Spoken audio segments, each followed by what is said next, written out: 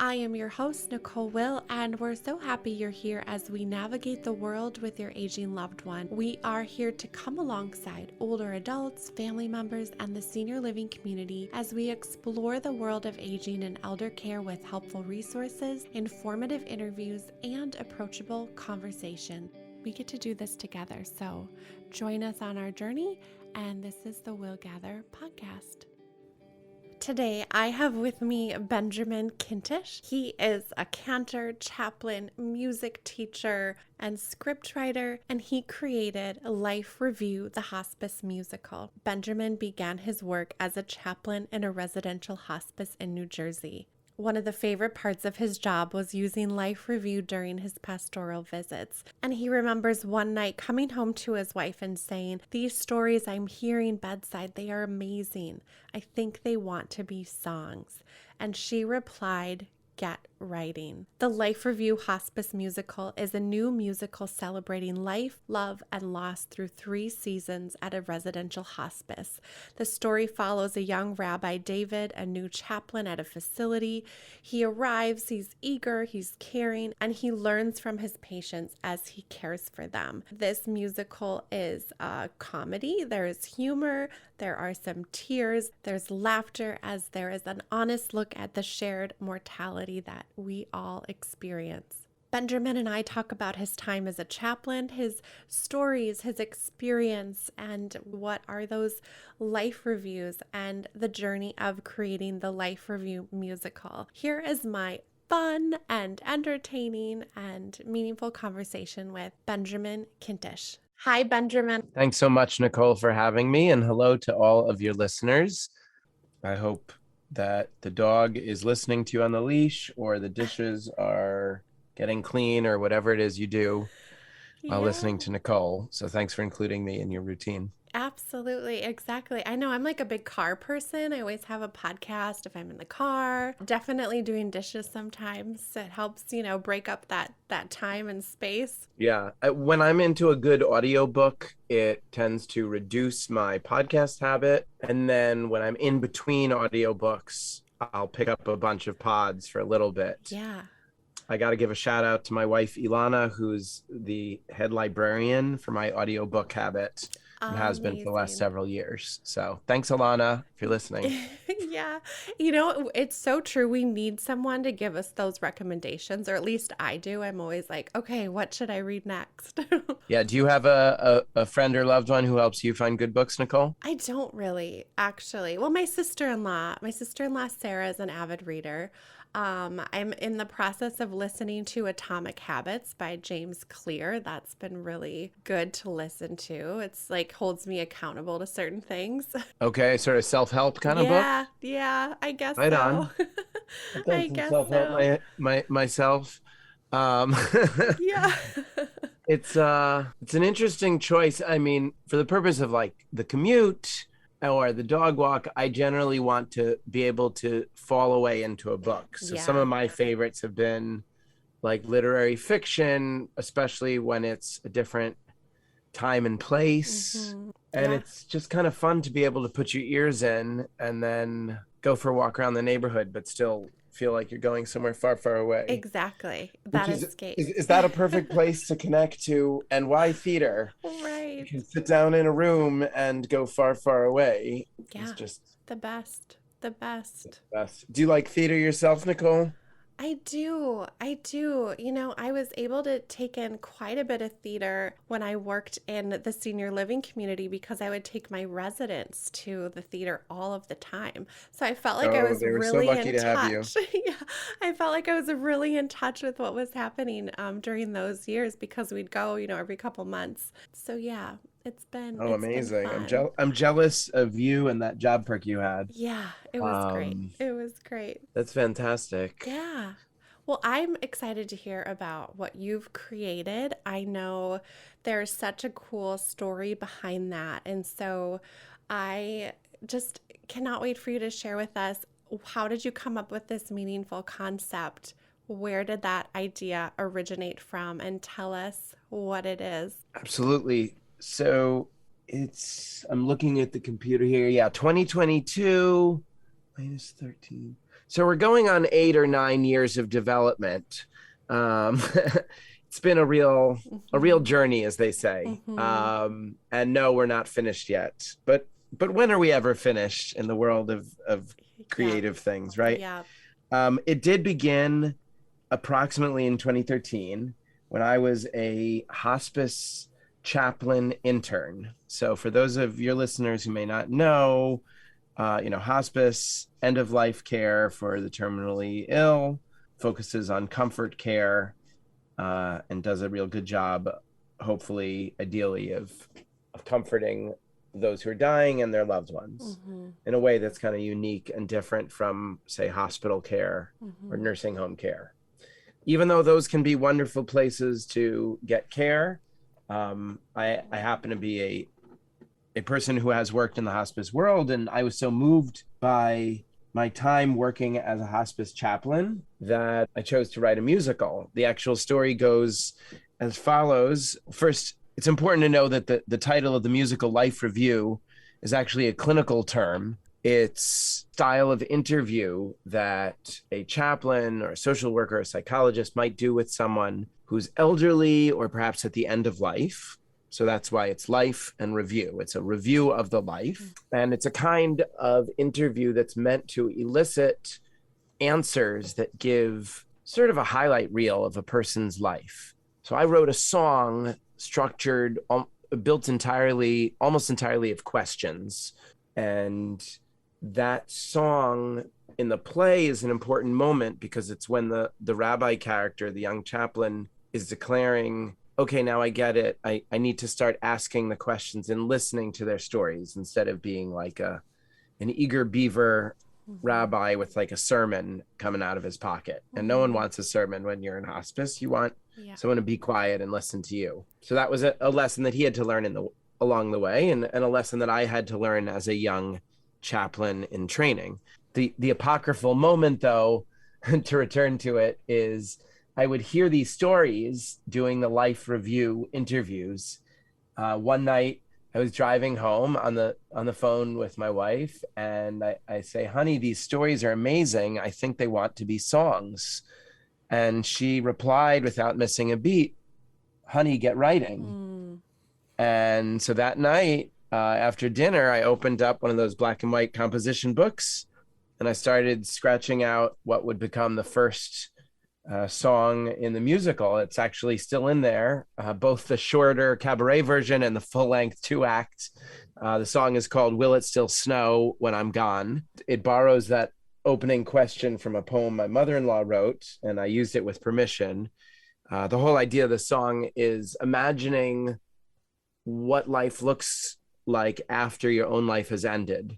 So the picture, if you will, an older woman who is from New England, used to ski in the mountains there with her sons.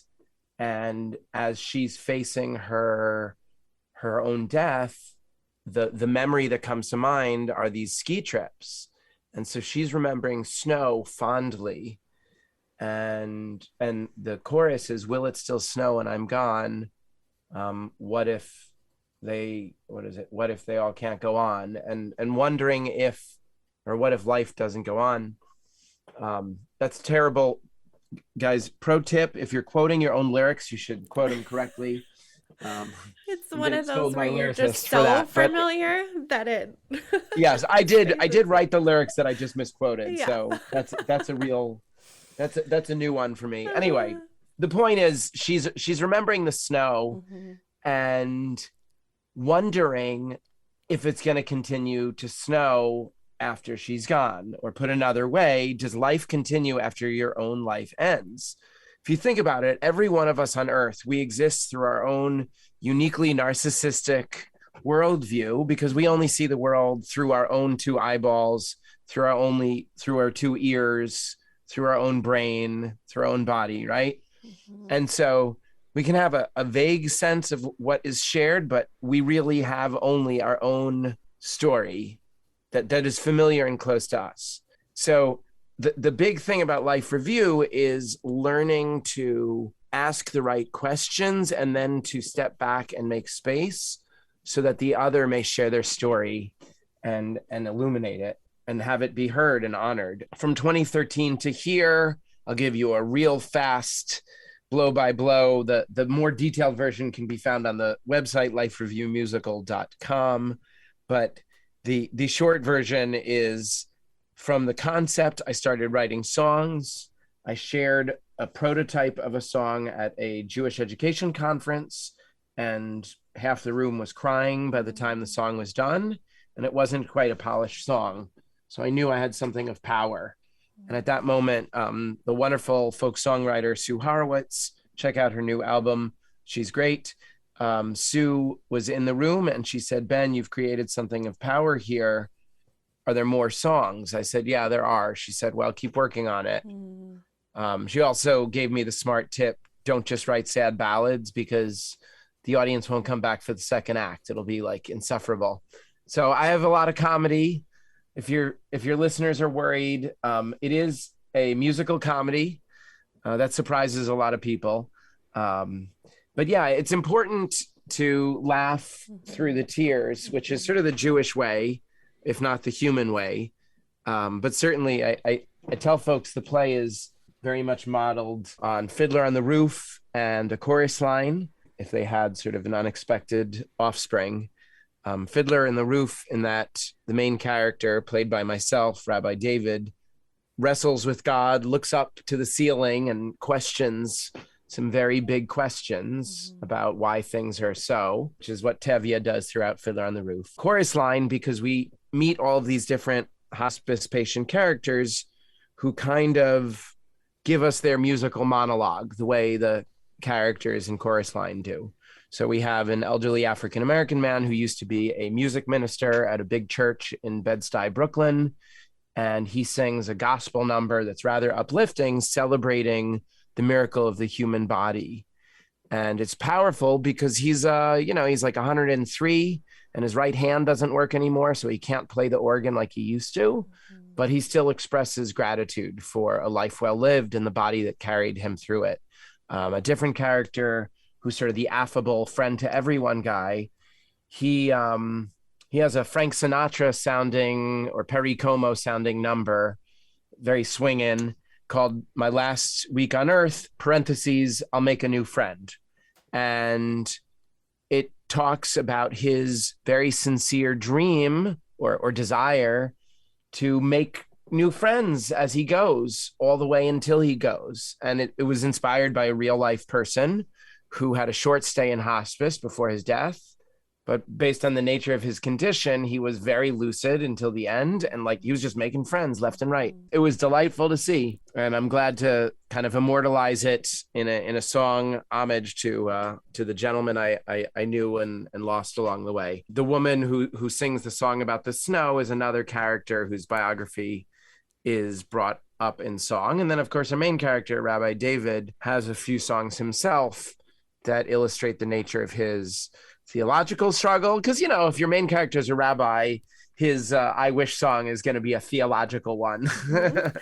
but what he's wishing for, Nicole, is not unique to a rabbi, and here's what it is. It's looking up to the heavens and saying, like, hey, can I get a response now? Can I please have an answer to all of these impossible questions that this current crisis brings up in my life? Now, I see you nodding, which makes me think at one point in your life, if not now, you were a church or synagogue or mosque-going person. I don't know if you still are. Yes. But yes. yes. Okay. So for any of you listeners who are out there nodding along, like if you spent your childhood, even your young adulthood, going to your chosen house of worship, based on my understanding of how life works and how people of our generation, 30, 40 somethings, relate to synagogue, church, and mosque, a lot of us have dropped out of organized religion for all kinds of reasons. And I have a feeling, I don't know that this has been confirmed by research, but I have a feeling that one of the drop-off points has to do with our first adult trauma, like the loss of a parent, and we're not quite connected in the way that we need to. And And then we're like, wait, why is the synagogue not there for us? Or why is the church not there for us? Well, here's a little secret about church and synagogue life. Like, it's a reciprocal relationship that's better if you invest in it. That's different than, say, the hospice stuff where the character I play on stage, he's an employee, as is the social worker. This is kind of a unique thing about hospice care, Nicole. I don't know if your listeners know this, but like, the federal regulations include reimbursement for chaplaincy care in hospice. That's in all 50 states and all of the territories, which is a unique kind of huge carve out for church and state. I don't know the history behind it. I'm glad it's there. And it's there because it's understood that chaplains are uniquely well suited and well trained to attend to the spiritual needs of the seriously ill and dying and their loved ones in a way that other professionals just aren't. With all love and respect to my social worker and nurse friends and doctor friends and all of the professionals. Shout out, by the way. Do you have some caregivers listening in your audience? Absolutely. I bet you do. Yeah.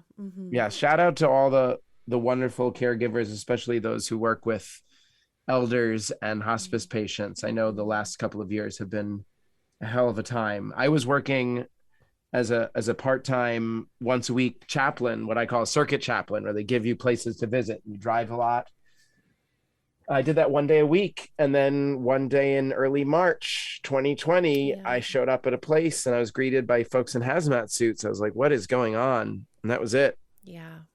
I mean, some chaplains obviously have continued their work, but many per diem chaplains just stopped because it shifted from visiting people to like calling them and not being able to talk to them because they're seriously ill people who can't talk. I mean, I'm not trying to make light of it. There's actually, the very first time, Nicole, I wept openly about the pandemic, I'm just remembering now, was when I read this very moving New York Times article about chaplains working in one of the big hospitals in New York City at their first scary moment, early pandemic. And the chaplains were talking about how in our work, typically we sit bedside and we hold hands. And I can vouch for that. I held hands with many an elderly, many a dying patient and their loved ones, prayed over them, even prayed over the bodies of a person who had died if the loved one so desired. Like, but proximity is the rule when you're a hospice chaplain. And in this play that I've created, there are a lot of tender private moments that the audience gets to see that they wouldn't normally see in regular life. HIPAA regulations, and just you don't want anyone else in the room when you're there with your dying mother or father. It's just you and your parent. If you're lucky enough to be there for that holy moment and you're able to be there for your loved one, hopefully with the help of a professional. Not everyone's able to, whether logistically or emotionally or relationally, but if you can be there for your sick loved one. I always say this, it's like a little bit soapboxy, but having worked a ton in elder care, I know you have too, safe to say that many of our elders do not get the number of visits and contacts they would like. So if you have a loved one who's a little bit older, give them a call. They'd love to hear from you. Stepping back down, Nicole. Let me take some water. Yes. Oh, I just had so many thoughts as you were talking, and I didn't let you. That's okay. That's okay. I was just like absorbing it all. Okay, so I'm going to go through some of my thoughts and questions, but what a unique opportunity to watch and listen to the musical and witness some of those tender private moments. Because unless you're in the situation and providing direct care, or if it's a direct family member, you don't know what that interaction is like. And I think there can be some fear around not knowing what to expect or what does that look like. And being able to uniquely witness some of those interactions is really powerful.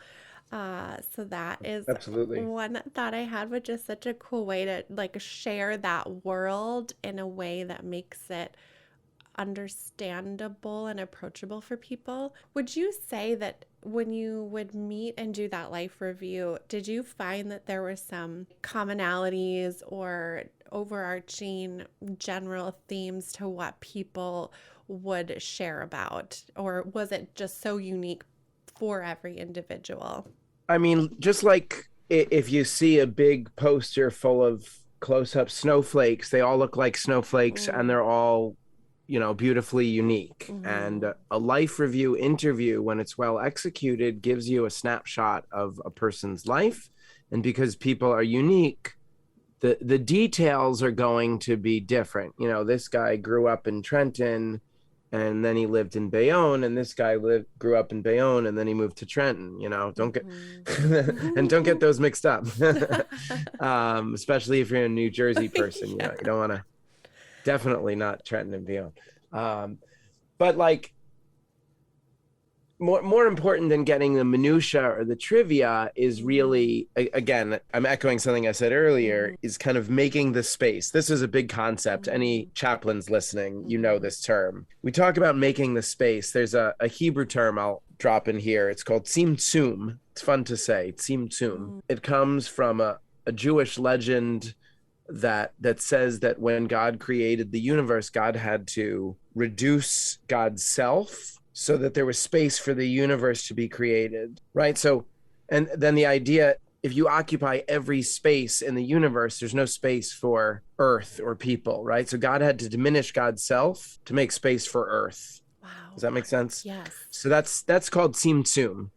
And it is a term that I've heard used a lot with Jewish clergy people, where they talk about certain moments you need to stand up and kind of puff out your chest. Say, if you're the rabbi, you give the big sermon with 1,000 congregants packed in, 800 of whom you only see those 3 days a year, but hey, we're glad to see you. But there are other moments where you kind of intentionally practice tzimtzum, say a funeral, for example.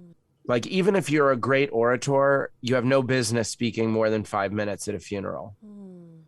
And when a clergy person chooses to flex their oratory skills at a funeral, to me, it's kind of obnoxious. Yeah. And doesn't honor, because the situation is communal grieving. Right. So honoring briefly rather than, sort of flexing your ego is the right thing to do. I remember when I was working full-time as a cantor, I worked a lot of funerals. I would put on this beautiful black suit, my funeral suit, one that always had a little bit of dirt at the cuffs, and I would know that I would be there in a very important way for people, but I would also pull back in a lot of ways. It's funny because you, as a cantor, in my line of Judaism, I went to school for 5 years, 1 year in Israel and 4 in New York City. So that's a lot of schooling to know how to sing Jewish prayers. And paradoxically, at some of the biggest moments, like funerals, you don't actually do that much. Like, I would often do Psalm 23 in Hebrew or English or both, and then maybe another song. Oh, and then a prayer, the big prayer, El Malei Rachamim, which is like a mourner's prayer. And I would sing that in a dramatic fashion that would help make people cry. In terms of like minutes on the clock or minutes singing, there's not a lot there. However, a beautifully understated mourner's prayer can open up space for a whole room full of sad people to let go. Yeah. Yeah. And so like an effective funeral finds a good balance between the sadness of the recent loss with a celebration of life. Yeah. We try to strike that balance throughout in Life Review, the Hospice Musical. We celebrate the triumphs and sorrows. The laughs that we have together and the tears that we share are all good stuff to celebrate. It is painful, to be sure, to have a loved one who is approaching the end of their life. And because we all deal with it, it's one of the last great taboos, Nicole, death and dying. But just like the other ones, sex, drugs, and rock and roll, you really shouldn't get through life having not experienced the other three. Right. And death, is unavoidable. Even if you die a virgin and totally sober, we all die. In fact, my very funny opening song is called Spoiler Alert, parentheses, everybody dies in the end. And that's the opening number with a lot of sort of vaudeville hand waving and stuff. And it's very funny, but also biting humor because the lyrics cover everyone, right? Whether you married or you got no ring, the lowliest pauper, the loftiest king, we all gotta die, and so forth. We say that in the opening song, Nicole. I have to give credit to my original collaborator. I worked with two main composers and two additional composers and arrangers, but the original composer was Jason Spiewak from New Jersey, wonderful pianist and composer. He and I got together. We were having a little bit of very nice Scotch whiskey and talking about this crazy idea I had of a hospice musical. And he's like, well, if you're really going to do this, you better have a funny song to like break the ice. I was like, that's a good call. And he's like, I don't know, like, spoiler alert, everyone here is going to die. And I was like, that's kind of funny. And then I said, everybody dies in the end. And he's like, that's better. Yeah. And that's why he's the composer and I'm the lyricist. But it was a great concept and I fleshed it out. It's actually quite a long song. So, I really pound the hell out of the punchline, as is my custom in real life and songs. We pound away on that concept because our shared mortality is, to me, one of the most important lessons of the play. Look, I hope all people walking on 2 feet, kindergarten age or older, but even toddlers, we should all, pardon my French, geez Louise, we should all be aware of our mortality, both so that we can be safe and so that we can live a life well lived. That to me is one of those lessons that maybe it sounds a bit trite when you hear it said out loud, but it's also said there are no atheists in the foxhole. Like when you are facing your own death, whether you are a young man or woman in a foxhole in your 20s, worried that you might get killed in war, or you're a quote, appropriately elderly person. I don't know what that age is these days, Nicole. I'm guessing 80s or so. But we know people are living longer all the time. So there's some people who are dying in their 80s who are like, I'm too young. I've met them. I counseled them through their anticipatory grieving their own imminent demise, and not ready to accept that it was coming to an end. That is one of the themes that we explore in all kinds of ways in the play, Nicole. It's unavoidable in a hospice setting, right? We joke about it a little bit, like a hospice, there's a lot of dying. You can't avoid that. That's what the nurse quips early in the play. She's very sardonic and funny. Well, also West Indian.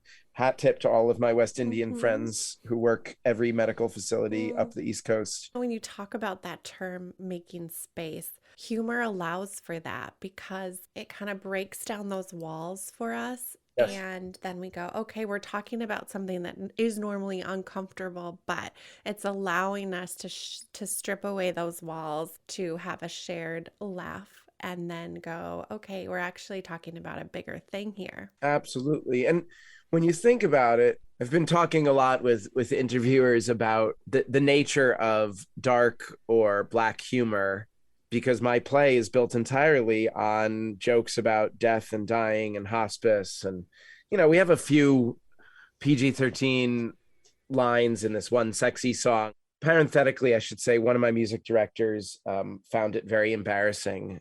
And she said, can you change the lyric? And I said, absolutely not.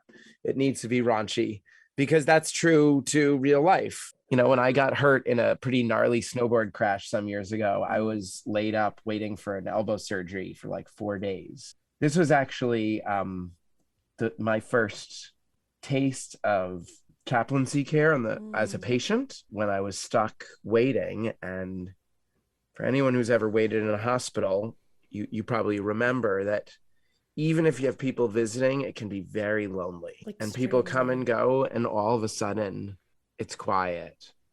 There's an activity, and then you're awake and you can't sleep, and then it's quiet. and then something hurts. Mm-hmm.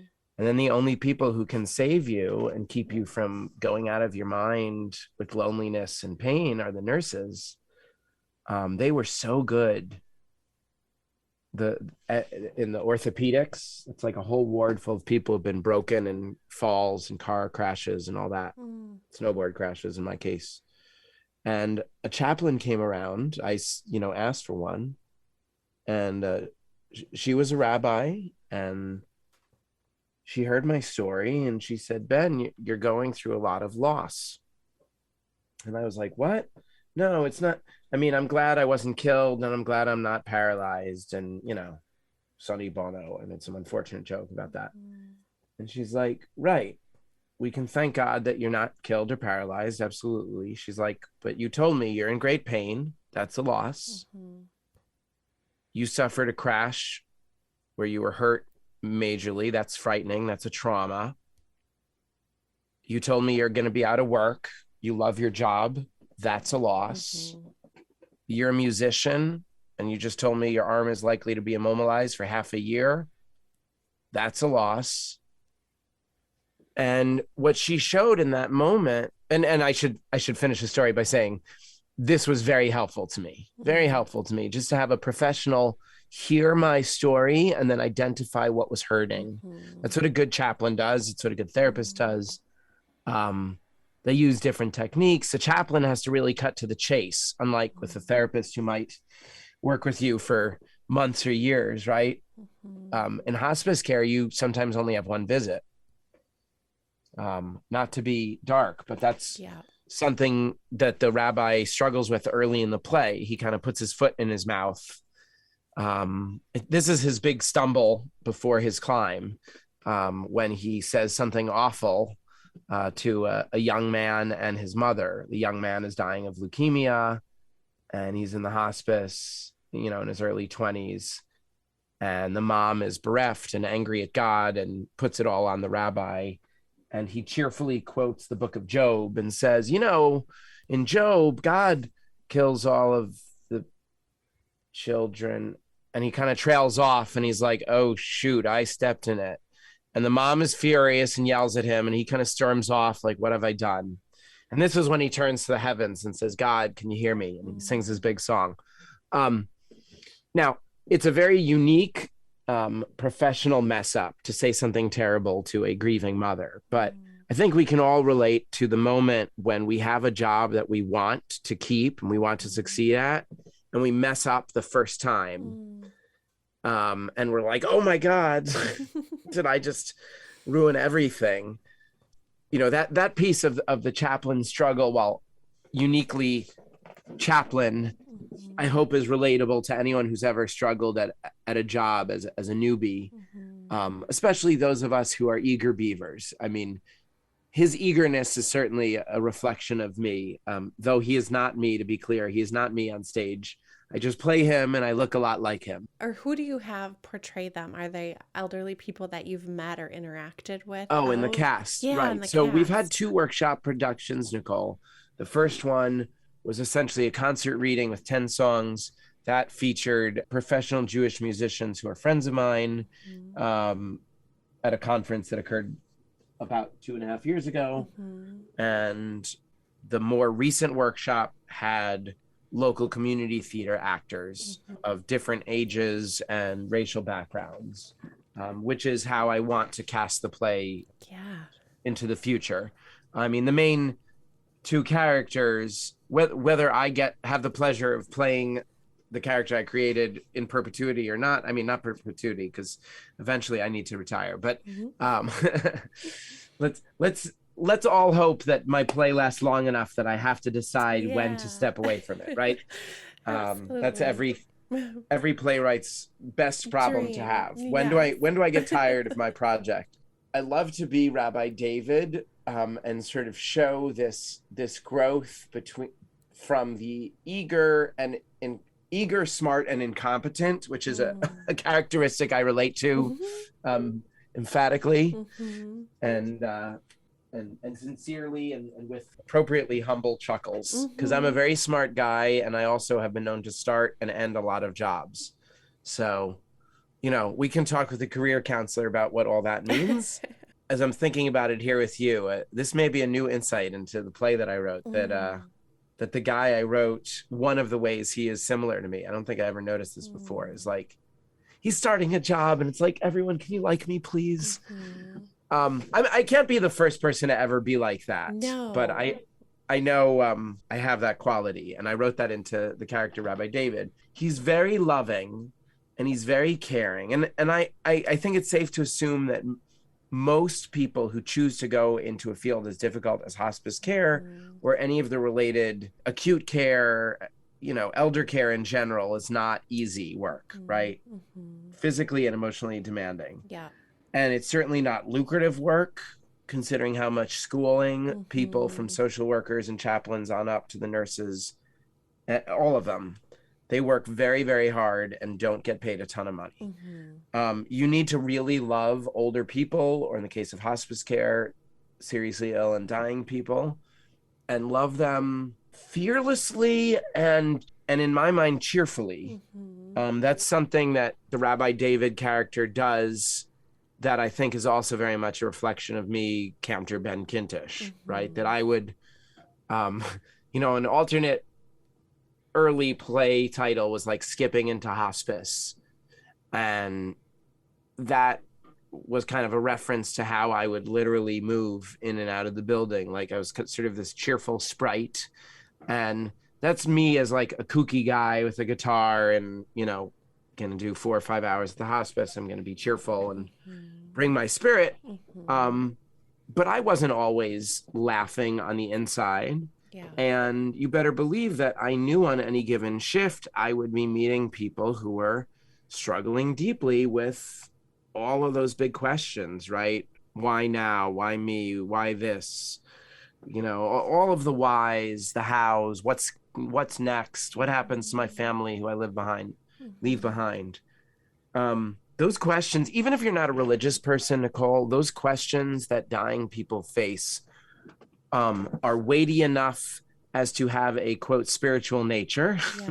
Here's a little work trick. See, chaplains are trained to be fully ecumenical. So we all have our home faith tradition. I'm Jewish, trained in the conservative movement.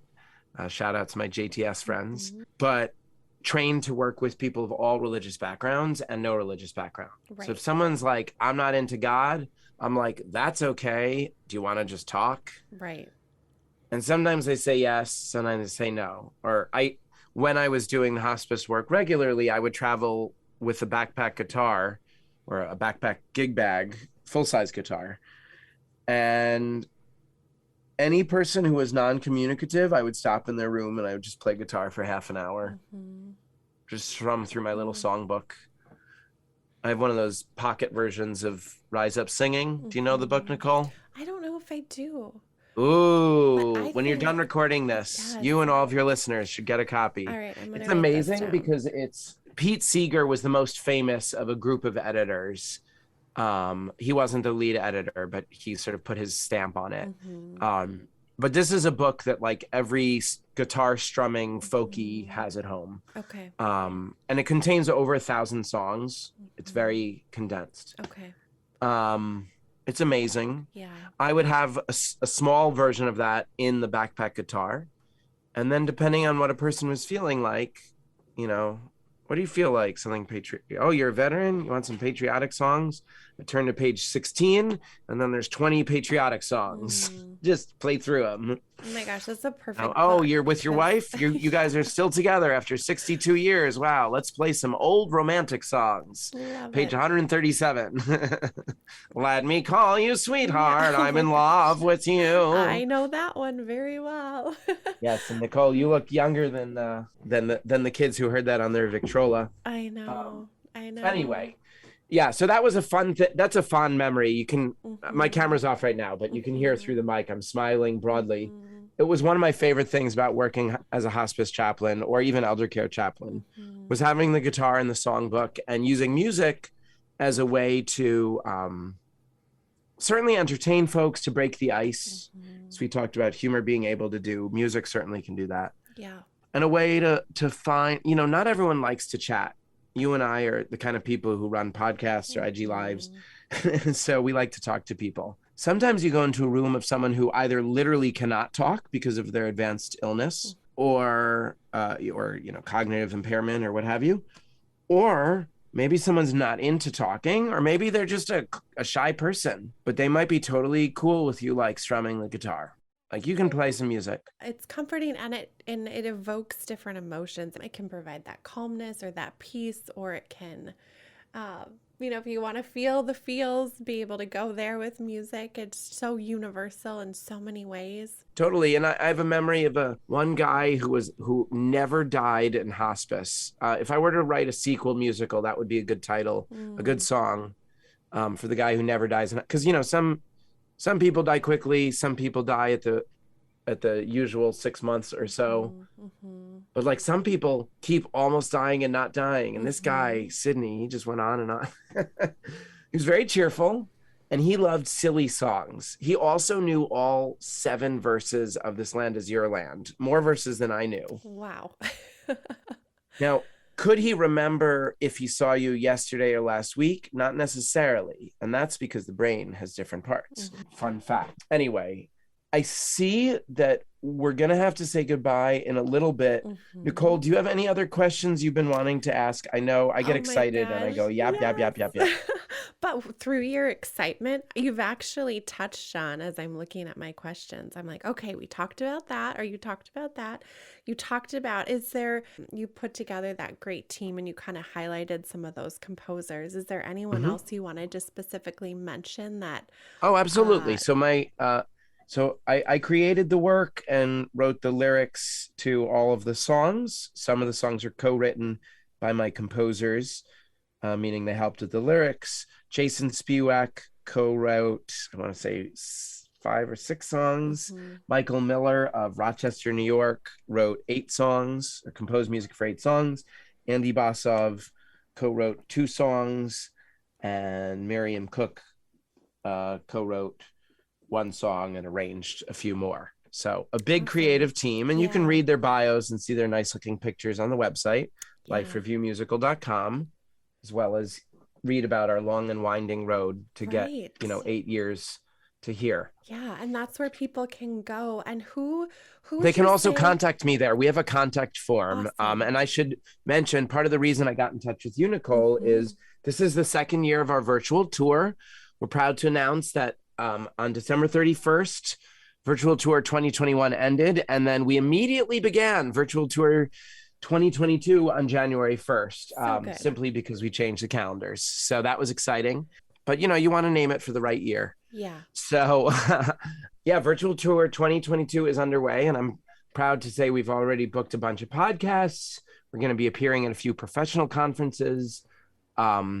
The virtual cabaret show, which is probably the main thing that I'm doing this year, features yours truly live with the camera on, performing 8 songs from the play with stories in between. So that's called Life Review, Stories and Songs.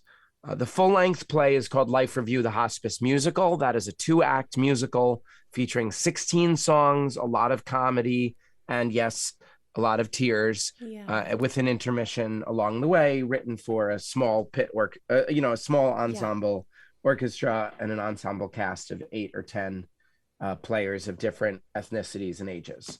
So good. And gender identities. And people can find all of that on your website, right? That's right. They can be in touch with me. The main thing we're looking to book right now are virtual cabaret appearances. And those can be arranged for the standard 45-minute show plus a Q&A with the creator. That's yours truly. I'm also offering, for an additional fee, a 1-hour add-on class or training, however you want to define it, where I give an additional talk, 20 minutes or so in length, on the topic of your choosing. And then we have sort of follow-up discussion and questions. So that includes a talk about care for caregivers, family conflict and drama at end of life, or family issues at end of life, spiritual issues at end of life, Hospice 101, how to write a musical, and anything else that you think of that I haven't thought of, I could probably do for you. So again, be in touch about any of those things. Yeah. And if you're on Instagram, I'm at Life Review Musical with stuff about the musical and stuff about regular life in the life of this playwright. And the website, again, lifereviewmusical.com. I was wondering if I could play us out with a song. Would that be okay, Nicole? Yeah, that was my last question is please, we'd love to have a song. I'm feeling a little mellow tonight, so I'm going to do this lullaby. Perfect. As opposed to the rock and roll one, which takes a little more oomph than I've got for you and your listeners. Good. So this is called Lullaby to Rest in Peace. It's sung probably the dramatic high point, low point of the play when our hero, the chaplain, sings to his friend Leroy, who's dying. And it's a lullaby, and we know and we don't know if he's dying. But picture, if you will, an elderly man lying in bed, and a young man, the hospice chaplain rabbi, takes out his guitar and he says, Leroy, you're tired? Maybe I can sing you a song before I head home tonight. Lay on back, rest your head, lay thee down, safe in bed. Close your eyes, darling dear, you drift away, I'll stay right here. Time to sing a lullaby, sing a soft, sincere goodbye. Tuck you in for dreams so sweet, heaven awaits, your life's complete.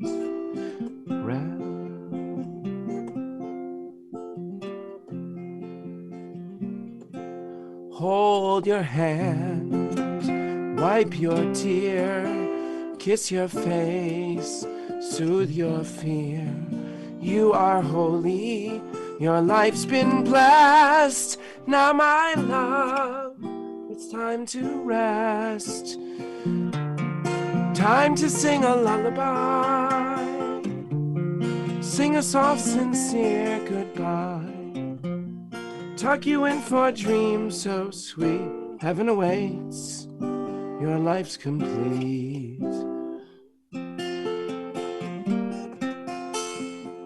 So rest in peace, rest in peace, rest in peace, rest in peace. That's beautiful. Thank you. Thank you, Nicole. It's been a pleasure to be with you and your listeners. Thank you. It's been a pleasure to have you, and I hope everyone can go check out the Life Review Musical. Thank you for listening today. If you enjoyed our episode, please subscribe and give us 5 stars. In all honesty, we'd love to hear from you. Thank you so much for listening to our episode.